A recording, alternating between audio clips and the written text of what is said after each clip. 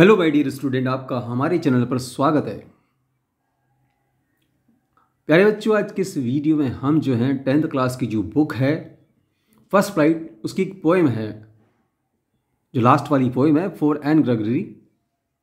इसका जो है इसको हम पढ़ेंगे पोएम को, साथ साथ में इसका हिंदी अर्थ भी आपको मैं बताऊंगा। इसके साथ साथ हम इसका जो है रेफरेंस, इसका कंटेक्स्ट और एक्सप्रेशन, कहने का मतलब भावार्थ से सह प्रसंग व्याख्या जिसे हम बोलते हैं हिंदी में, वो मैं आपको बताऊंगा इसमें। प्यारे बच्चों, पोइम आपके लिए बहुत ही इंपॉर्टेंट है परीक्षा की दृष्टि से भी, इसलिए हमने इस पोइम को चूज़ किया है। इसी प्रकार की वीडियो आपको लगातार मिलते रहेंगे। तो प्यारे बच्चों, आप हमारे चैनल को सब्सक्राइब जरूर करें, लाइक करें, शेयर करें। इसके साथ साथ हमारे जो दूसरे वीडियो से आप लगातार देखते रहें ताकि आपको बहुत ही परीक्षा में हेल्प मिले। तो आइए बच्चों, आज के इस वीडियो में हम जो है पोइम को शुरू करती है। पोइम जो है एक आयरिश पोएट थे वाई.बी. ईट्स, बहुत ही अच्छे और बहुत ही प्रख्यात ये कवि रहे हैं। इनकी पोइम है, बहुत शानदार पोइम है ये। तो देखिए, पोइम में कवि कहता है, पोइम का नाम है for Anne Gregory. Never shall a young man, never shall a young man. Never का मतलब आप जानते हैं कभी नहीं। शैल जो है एक हेल्पिंग वर्ब है। ए यंग मैन, एक युवा आदमी जो है, थ्रोन इनटू डेस्पेयर। थ्रोन का मतलब फेंकना होता है, या थ्रू की थर्ड फॉर्म है, इनटू डैश। लेकिन चूंकि ये कविता है तो पोएम से यहाँ पर इसने वर्ब से स्टार्ट किया। Never shall a young man, एक युवा आदमी जो है, थ्रोन इनटू डैश पर। कभी भी डैश पर का मतलब होता है निराशा। एक युवा आदमी कभी भी निराशा में नहीं घिरेगा, नहीं डूबेगा। कब नहीं डूबेगा भाई? आगे कवि कहता है, by those great Honey colour. By those, ये जो है ग्रेट माना बहुत महान, हनी माना शहद होता है, पर यहाँ हम पीले कलर से लेंगे। कलर दिया है इसने आगे, तो शहद का जो कलर होता है ना, हल्का पीला पीला सा, जो सोने के जैसा चमकीला सा होता है, तो कभी उससे उसकी उपाधि उपमा दे रहा है उसको। रैम्पायर्स, प्यारे बच्चों, रैम्पायर्स का मतलब परकोटा, खाई होती है, तो घेरा समझ सकते हैं अपन। कहाँ पर? एट योर ईयर, तुम्हारे कानों के पास में। Love you for your self alone, love you मैंने तुमको प्रेम करेगा, योर सेल्फ अलोन, अकेला इसी कारण से। And not for your hello yellow hair, and not for your yellow hair.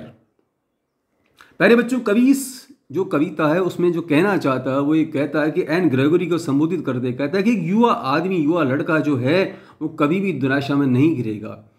क्यों नहीं घिरेगा? क्योंकि तुम्हारे जो है ना ये ग्रेट हनी कलर्ड, जो तुम्हारी ये शहद के जो पीले पीले जो बाल है ना, सुनहरे, जो सुनहरे रंग के, जिन्होंने क्या कर रखा है, जो तुम्हारी रैम्पर्ट से जोरियर, तुम्हारे कानों के पास में परकोटा सा, खाई सी, जिन्होंने घेरा सा बना रखा है, जो तुम्हारी सुंदरता को बढ़ा रहा है, ये love you for your self alone, इसकी वजह से वो तुमको प्रेम करेगा। एक्चुअली जब भी तुमको देखेगा तो वो तुम्हारी तरफ मोहित हो जाएगा, आकर्षित हो जाएगा, इससे प्रभावित हो जाएगा, और वो जो है तुम्हारे इन गुणों की वजह से वो तुमसे प्रेम करेगा।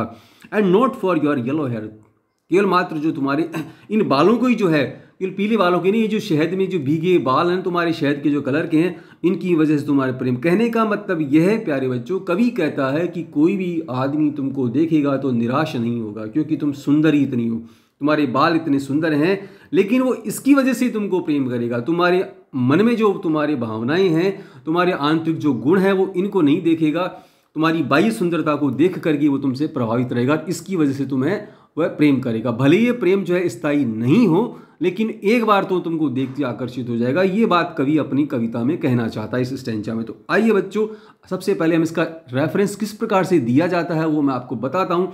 हम यहाँ पर रेफरेंस लिखेंगे, और ये लगभग इस एक पोइम के स्टैंजा में सभी सेम रहा करता है। इसमें फिक्स पॉइंट्स हैं। दीज लाइन्स, ये लाइनें जो have been taken from the poem Anne Gregory, यहाँ पर जो है कविता का नाम लिख देंगे। ये लाइन हमेशा हर कविता में सेम रहेगी। These lines have been taken from the poem, ये कवि लाइनें जो हैं इस कविता से, एन ग्रेगरी से ली गई हैं। एंड कंपोज्ड, रचित हैं, लिखी गई हैं किसके द्वारा? By Irish poet YB. Yeats. YB. Yeats जो कवि हैं, बड़े राष्ट्रवादी कवि थे ये। उन्होंने पूरा राष्ट्र में आंदोलन सा चला दिया था, इनकी कविताओं ने हलचल से मचा दी थी। ऐसे कवि थे, इन्होंने इस पोइम को लिखा। हमारा सौभाग्य है कि हम इसकी कविता को पढ़ रहे हैं। आगे हम देखेंगे कंटेक्स्ट। इसमें हम ये लिखेंगे कि थोड़ा हम इसका डिस्क्रिप्शन देंगे। तो दीज लाइन्स टेल्स अस, ये लाइनें हमको कहती हैं, बताती, क्या बताती कि Anne Gregory will be loved for her beautiful golden hair. Anne Gregory जो है वो लव्ड, प्रेम किया जाएगा उसको, लोग उससे प्रेम करेंगे। किस वजह से? ब्यूटीफुल गोल्डन हेयर, उसके जो सुनहरे बाल है ना, मतलब उसकी सुंदरता की वजह से। Not for her personal qualities, बल्कि में उसकी जो व्यक्तिगत गुण हैं, उसमें क्या गुण है उनकी वजह से नहीं।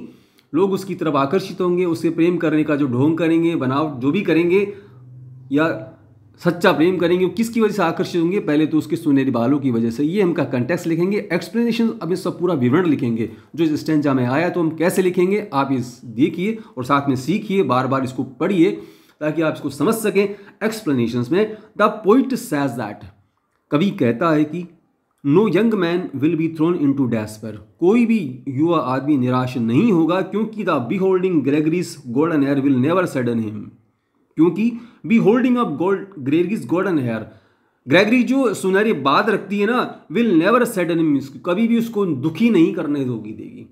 वो उसकी सुंदरता से इतना प्रभावित रहेगा कि वो बड़ा प्रसन्न चित्र रहेगा, उसको कभी दुखी होगा ही नहीं। ये कवि कहता है।